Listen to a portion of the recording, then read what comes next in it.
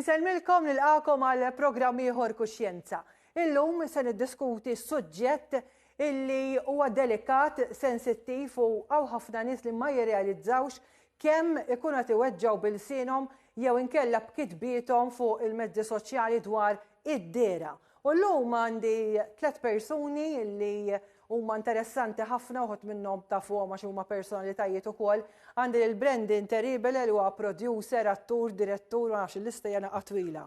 Għandi l-attriċi bravissima llum qed narawha fil-Casa Celestina fuq Television Malta ma deret fuq ħafna teleseries oħra il-Pauline Fenek brava immens u għandi persuna li kont ġibt naqra ilu ħafna l erġa' ġibta f'Kuxjenza kienet impressjonatni meta tkellmet dwar l-anoressija ma kienet f'dar kellna l-saħtek imma titkellem b'mod pożittiv dwar kif wieħed għandu jidher fis-sens li m'għandekx tajjar il-ħadd u dan huwa suġġett li jien ukoll nista' nifhem għaliex jien ukoll għaddejt minnha però xtaqt illi nisma' x'għandhom xi jgħidu il-mistiedna tiegħi. Pauline, ħanibda bik. Ftit tal-xurilu jiena rajtek fuq podcast, rajtek imweġġa u bdejt tajt kemm tweġġak meta fuq is-social media wieħed iparla b'mod degradanti jikteb kummenti bla doċċ għax qiegħed wara screen u kont impressjonajtni ħafna. Pauline, illum kif tħossok illum il-ġurnata fuq dan is-suġġett illi sfortunatament ara dak x'sara dak kemm ħxien ara dak kemm huma kummenti vojta li jistgħu iweġġgħu il-persuna.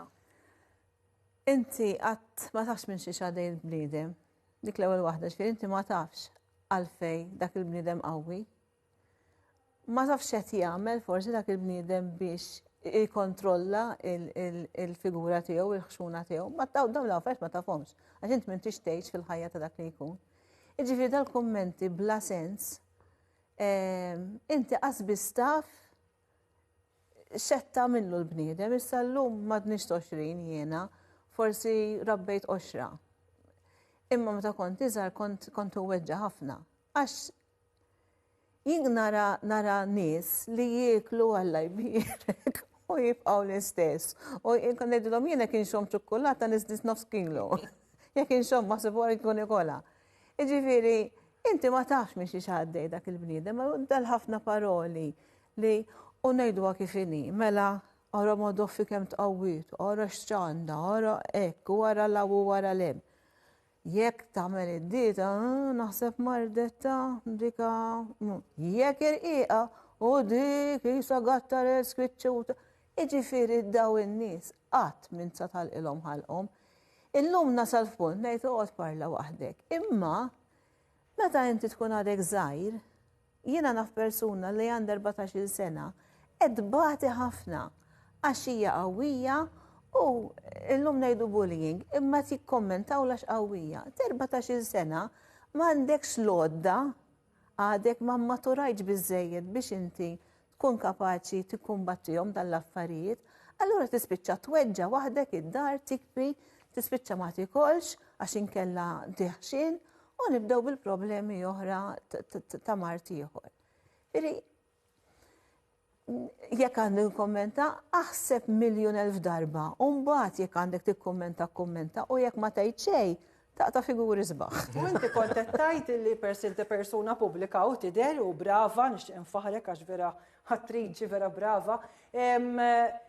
Anka lilek, ġifieri kien hemm episodji fejn tkellmu fuqek b'mod degradanti. Mela, waħda mill-bidunet fi żmien deċeduti qed nitkellmu.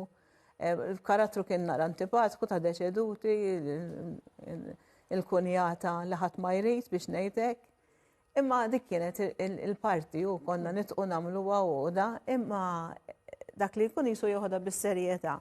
U kien hemm xi ħadd qal li jaqk kemm int kera, jaqk kemm ma naħmlikx, għandi television 26 Scream. Din niftakar fil-podcast. Ma toqgħodx. Ma toqgħodx. Scream fi 26 ma toqgħodx. L-ewwel reaction tiegħi kienet miż-żifti. Niftakar it-tifla tiegħi, iż-żgħira tiegħi ħadet għalija ħafna u batet kumment, ġifieri batet composition li kata insa ħallija. Dak tgħid taf kif studjajt il-lines personalu. Studjajt ħriġt il-karattru u ħareġ tajjeb għejdli taf kif u tgħidli kera tweġġa. U niftakar kumment ieħor konna ħadna ritratt, dak kien waqt strada stretta. Konna ħadna ritratt u konna grupp kbir u minn dal-grupp kbir persuna kommentat li fuq il-faċċata tiegħi, fuq iċ-ċest tiegħi. Kien kumment naqra vojt, kien naqra degradanti ħafna. U niftakar dak kont bat lura, kont għax minn kommenta bl-Ingliż. U jiena dak in-nar ħassejt li kelli nibat lura għattila bl-Ingliż għattila dal-kumment jgħid iktar fuqek milli fuqi. Proset. Imma dak il-ħin inti, imma aħna umani, l-ewwel ħaġa tgħid biż-żift. Dak rat jew dik rat. Mhux it-talent. Ejja ħanaraw x'toffri, ħanaraw dal-filmat li ħafna nies għuru jieħdu pjaċir jaraw. Jien meta jkolli ftit nervi dal-klipp nara. Sur direttur, ibgħat li dal il-klipp hekk jogħġbok. Jacqueline. Oh, Ramon, how stupid, tajtni. Jacqueline, nixtieq nkellmek, please.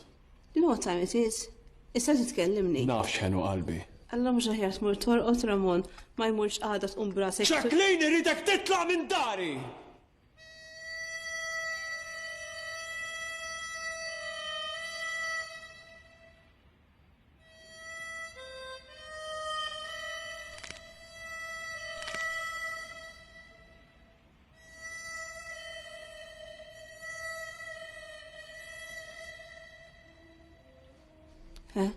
Jacqueline, xbajt minnek irridek taqbad u tippatja kollox u titlaq il-barra minn dari qabel ma titla' x-xemx ta' fil-ħodox ma niflax nara x-xejb tiegħek quddiem wiċċi. How dare you tkellimni hekk? Missek tisni. Nisti? Nisti jien minnek, Jacqueline? Nisti jien minnek? Jien ir-raġel ta' din id-dar u jien nikmanda min indaħħal u min inkaċċi, Jacqueline! Rosemary ħanajdilha fuq din. Ejdilha Rosemary ta' boost li Rosemary Pollacco, Marti! U jien irrid ingawdija kif irrid, fejn irrid u meta rrid, Jacqueline!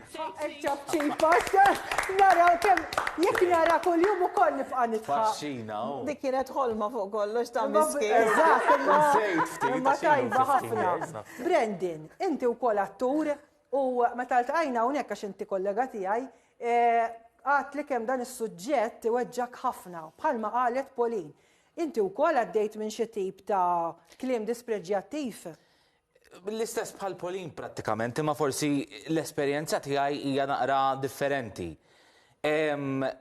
Jiena ara minn dejjem kont fejn tifel, minn meta kont żgħir, ġifieri, però twilidna forsi f'soċjetà illi the perfect body is to be slim.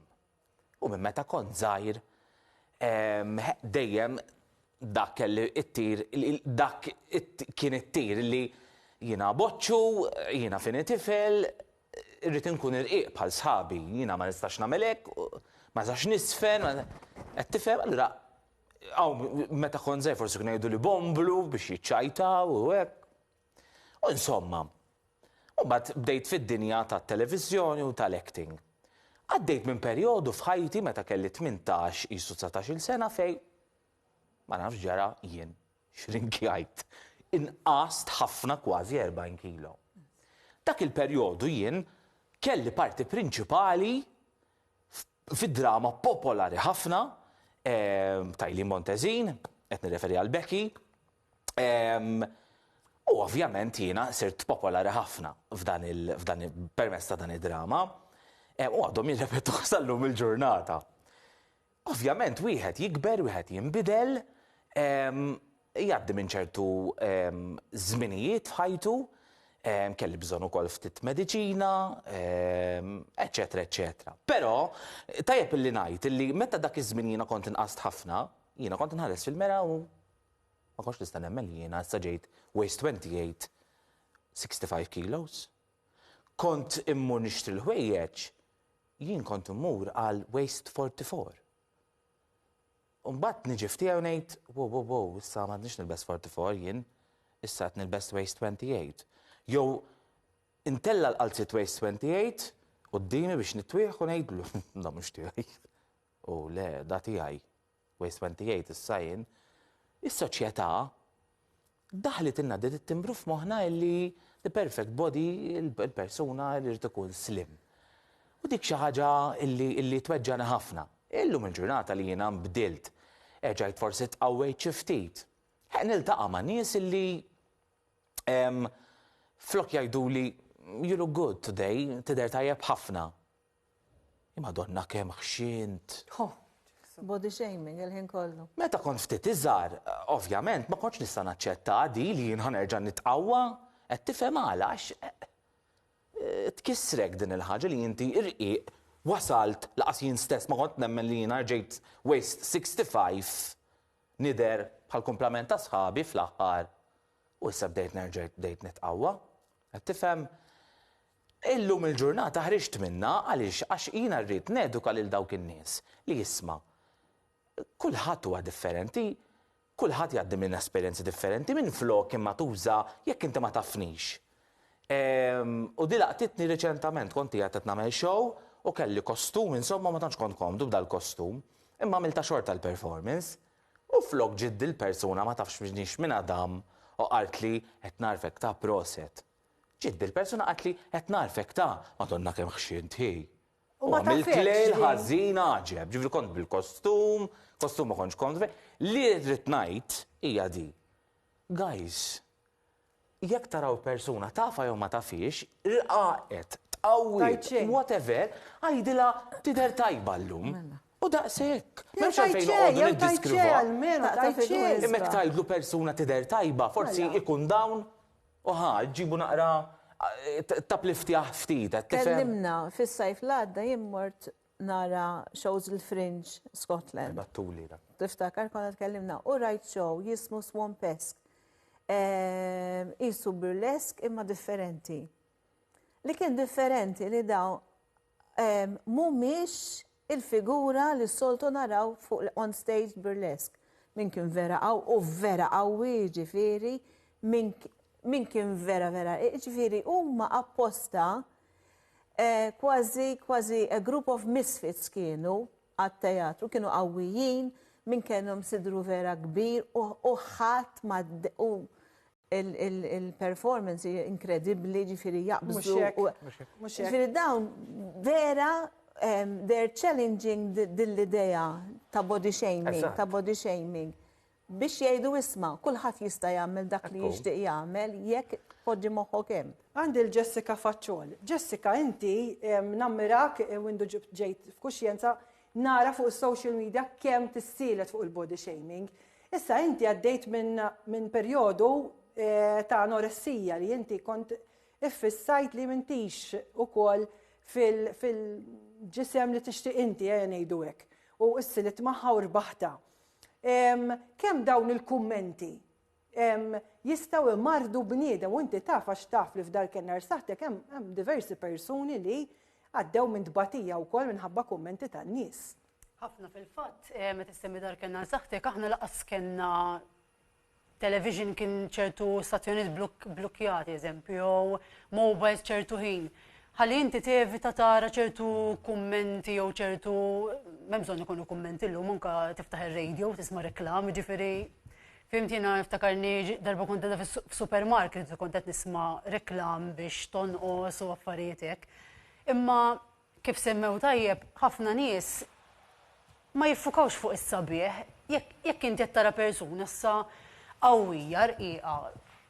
Għajdilha kemm eżempju kemm jixraq ilha l-flok jew kemm għandha wiċċa sabiħ illum jew kemm għandha make-up sabiħ jew jekk qed tagħmel xi dram jew hekk kemm hi tajba fimt li qed tagħmel jew jekk taħseb li mhux tajba tgħid xejn mhux tgħid xi ħaġa ħażina. Ma nistax nifhem kif Fil-fatt anka kummenti fuq social media u l-maġġoranza qatt ma jkunu għalija ġifieri, xorta nikkummenta għax nemmen li ċertu nies ikunu ġejjin minn post għax ma jkollhomx awareness ta' ġifieri u ma jkunux aware li jistgħu weġġgħu il-persuni u hekk jgħiduha b'mod innoċentament qisu għax ma jkunux huma m'għandhomx għarfien.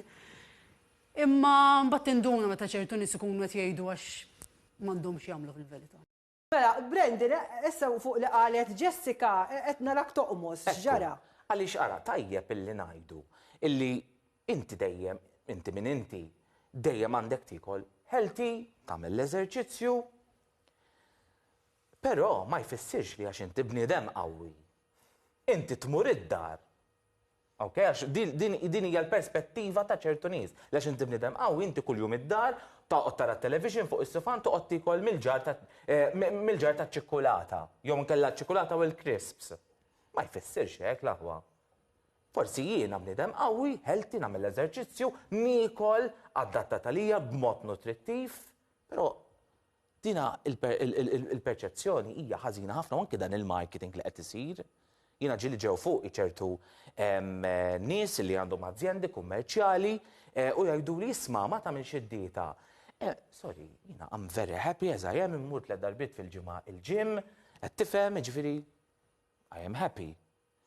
Ħanejdilkom xi ġrat li diħa ngħidha x'tiġri spiss u forsi minn qalili din jien għattielu fuċċu li mhux tajjeb, mela ikun hawn min jonqos tajjeb.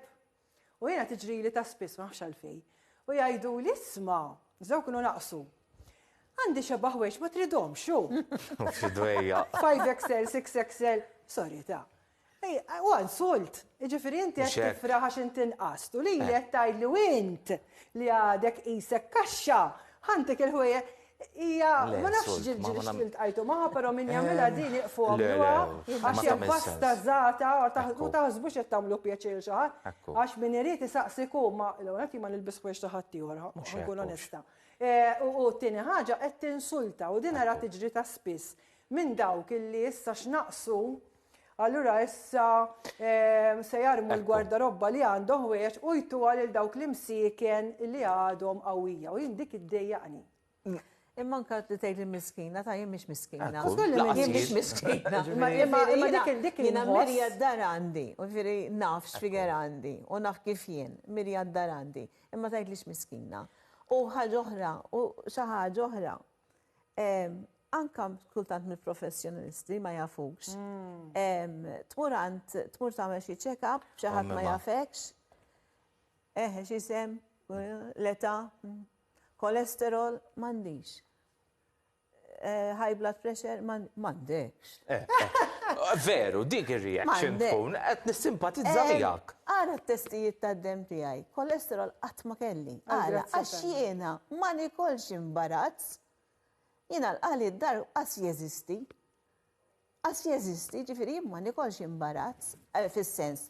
Affarijiet li jistgħu jagħmlu jiena noqgħod attenta ħafna x'insajjar. L-ewwel nett inħobb insajjar. Tieni ħadd noqgħod attenta. Issa għax naf ħafna li x'qed jaħsbu diġà. Inħobb insajjar ħafna kejkijiet ukoll u ħafna ħelu nagħmel. Imma nagħmel. Induq daqshekk biex naraw x'tajjeb u nagħti. Nagħti, jiena l-ewwel nett għandi familja enormi, għax jiena 4 tfal b'irġiel u nisa tagħhom u tfal ta' tfal aħna invażjoni konna d-dar kulħadd hemm. Firri għalhekk nagħmel għax meta jiġu il-ħattat irid ikolli. Firri nħobb u nieħu pjaċir nagħmel, imma ma jfissirx għax nagħmel ħafna ħelu. Ifisser li ħaniklu kollu jien. Il-fatt, jekk nieħu biċċa żgħira ngħid iwa ġiet tajba jew ara ma ġietniex tajba daqs is-soltu, jew daqshekk. Firri dawn il-ħafna timbri. Ma di tiġi minn żewġ minn nies importanti fis-soċjetà tagħna, il-professjonisti u anki dawn il-personal trainers u hekk mhux qed ngħid li huma kollha ta' għax inti qawwi jfisser li inti trid tonqos jew għax jiena qiegħed overweight. Ma jfissirx li għax jiena niderek jiena minix healthy, qed tifhem? Jessica, naf li da suġġett qed jortok ħafna x'inta għaddejt minna ħafna. Dawk x'messaġġ tgħaddi lil dawk illi minħabba li għax din mbagħad il-kera meta jispiċċa Mart. U Jessica tista' tgħidilna ħafna x'fdar kellna l-saħtek għandek persuni li huma għandhom biżejjed imma mbagħad hemm dawk li huma fissati li huma qawwija u fil-verità ma jibdewx jieklu u jimirdu. U inti x'messaġġ tgħaddi biex ma jgħaddux minn dak il-kalvarju illi anke int għaddejt minnu. Ħanejdlek, meta inti tkun għaddejja minn ċertu mod, kumment jaf jaffettwak ħafna. Anke inti f'moħħok kif tkun qed tibża li jaraw kien nies, meta eżempju kont ħażin jiena anke mhux ħammur nixtri xi ħaġa tal-ħelu u nimxi biha fit-triq. Ara. Għax kont nibża li dik il-persuna tgħid qiegħda sewdi bħal speċi mixja bil-ħelu fida aktar m'għandha bżonn tonqos, issa ma kellix bżonn nonqos, imma jiena hekk kont inħossni, jiġifieri u laqas li kieku ma kont qawwija jew whatever, forsi jiena imissni dik il-ġurnata jew fejn taf kemm inni ma nieħu jew fejn taf nista' nieħu kuljum fil-verità mhu affarijiet ta' ħadd. Kif kienet tgħid tajjeb, tħobb is-sajjar, laqas li kieku tiklu kollu għax fil-verità at the end of the day mhu affarijiet ta' ħadd x'tagħmel inti. Jiġifieri dak li jkun naħseb għandu bżonn iktar jiffoka fuq innifsu u tara tiegħek l-ewwel milli tara fuq ta' ħadd ieħor. U tgħid aħjar kelm inqas milli kelma żejda, sakemm mhux biex tfaħħar, jekk biex tfaħħar jgħid li trid. Realtà, għax jiena qatt ma kont nikol barra. Jiena bħala. Jien qatt ma kont nikol barra. Jiena niżallum U naħseb. xi ħaġa li llum kulħadd jiċċajta jinkuni mod ta' ċajt. Jiena kont żgħira, mhux issa, da kont żgħira jien qatt ma qbist il-baħar. Għax ġo moħħi kont ngħid min jarani jgħid tara flying elephant. Mela mhux bħala aktar naqbes. Jiena ma tajjar. Ħajkolli jafax ħusarli l-ħin il-programm tiegħi jaħrab. Brandon Terrible, ibqa' dej kif inti bravo, proset ħafna tal-ħafna programmi fosthom ħej. Pauline Fenek, nibqgħu naraw f'Kaza Ċelestina u f'ħafna xogħlijiet teatrali oħra. Jessica faċċol grazzi u ibqgħu wkoll dik il-missjoni tiegħek li tajni l-ħadd ieħor. Dak kien Kuxjenza llum, grazzi l Marko Spiser id-direttur, il-kru kollha li għandi fl-istudju u fil-control room segwu Kuxjenza Facebook u Instagram. Grazzi li kontu magħna.